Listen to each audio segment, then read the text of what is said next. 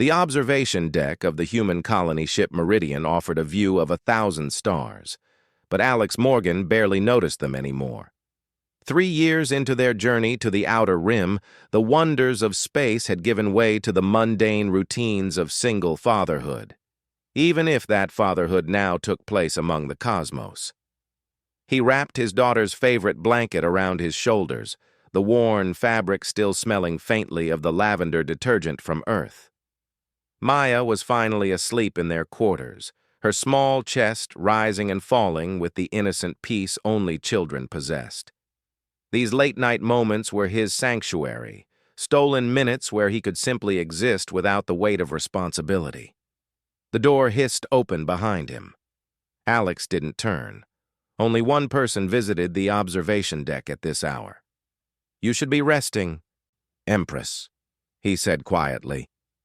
Jennifer of House Dracor, Supreme Commander of the Scale-born Armada, Empress of 12 Systems, she who burns, moved silently across the deck. In the dim light, her bioluminescent scales caught the starlight, creating patterns of deep crimson and gold across her skin. Her people had evolved from apex predators, dragons in everything but name, and she carried that heritage in every movement.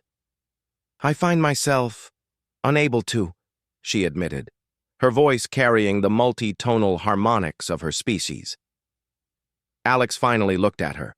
3 months ago, the Scaleborn had intercepted the Meridian, and every human aboard had prepared for the worst. The Scaleborn were legendary, ancient, powerful, and utterly indifferent to the younger species scrambling across the galaxy. First contact protocols had seemed laughably inadequate. Then Jennifer had come aboard, not with weapons or threats, but with curiosity. She had walked their corridors, studied their culture, and somehow ended up in the ship's small daycare center where Alex volunteered. She had watched him read stories to the children, her massive frame folded carefully to avoid frightening them, her predatory eyes soft with something he couldn't name. "Nightmares again?" he asked. Jennifer's scales rippled, the scale-born equivalent of a shudder. Memories of the burning courts, of decisions made in fire and blood. In their conversations over the past weeks, Alex had learned that empresses weren't born, they were forged. Jennifer had clawed her way to power through trial by combat, political maneuvering, and wars that had consumed entire systems. She ruled absolutely because anything less meant death. "Come here," Alex said, surprising himself. Jennifer approached slowly, her movements careful. Despite being nearly 7 feet tall and capable of tearing through reinforced hull plating, she moved around him like he was made of glass. They stood together in silence, watching stars that belonged to neither of their peoples. "On Earth," Alex began, "when my daughter has nightmares, I wrap her in a blanket and hold her. It's not much, but it helps. The weight, the warmth. It reminds her she's not alone." Jennifer's inner eyelids flickered, a sign of deep emotion her species rarely showed. "Your kind has such strange comfort rituals." "Strange, maybe, but effective." He adjusted the blanket on his shoulders. "We're a tactile species. Touch matters to us." "The Scaleborn do not—" Jennifer paused, her scales darkening to deep burgundy. "We are taught that vulnerability is weakness, that an empress must be as unyielding as star-forged steel. And how's that working out for you?" The question hung in the air between them. Jennifer's laugh was bitter, edged with flames she kept carefully contained. "I rule 12 systems and command fleets that could scorch planets.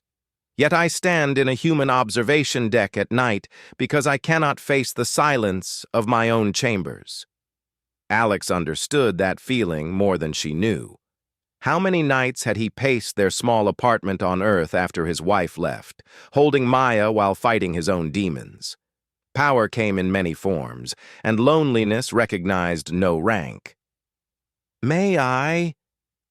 Jennifer's voice dropped to barely a whisper, her massive frame trembling. "May I snuggle under your blanket?" Alex froze. The Dragon Empress, conqueror of the Asharan Nebula, destroyer of the Void Fleet, ruler of billions, stood before him trembling, asking for the most human of comforts. The absurdity of it struck him, along with something else, the raw courage it took for her to ask. "Yeah," he said softly, opening the blanket. "Yeah, you can." Jennifer moved closer, and Alex wrapped the small, worn blanket around both their shoulders.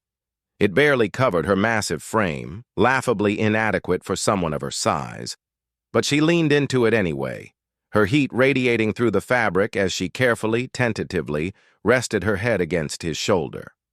They stood like that, human and scale-born, beneath stars that cared nothing for empires or protocols. "It's too small," Jennifer murmured. "Most human comforts are," Alex replied. "We make do." "Your species is strange," she said, but there was warmth in her voice now. "You offer comfort to those who could destroy you. You share blankets with empresses. You read stories to children as if words could shield them from the dark." "Maybe they can't," Alex admitted. "But we try anyway. That's kind of our thing, trying anyway." Jennifer's scales shifted to amber and gold, colors Alex had learned meant contentment. "When my fleets first detected your colony ship, my admirals wanted to destroy it. Humans were expanding too quickly, they said. Better to eliminate the threat." Alex's heart skipped, but he kept his voice steady. "What changed your mind?" "I wanted to see what made you so dangerous." She lifted her head to look at him, her eyes reflecting starlight. "I found a species that chooses kindness when strength would be easier, that shares blankets, that reads stories, that offers comfort to empresses fool enough to ask. And..." Jennifer's laugh was genuine this time, warm and almost human. "I found that true danger comes not from those who conquer, but from those who show you there are other ways to live." They stayed there until the ship's night cycle began to fade, sharing warmth and silence, and the profound peace of not being alone. When Jennifer finally returned to her quarters, she carried with her something more valuable than all her conquered systems, the memory of a worn blanket and a single father's kindness. And Alex, watching her go, understood that humanity's greatest strength had never been their weapons or their cleverness. It was their stubborn, foolish, beautiful insistence that everyone, even empresses, deserved to be held when the darkness came.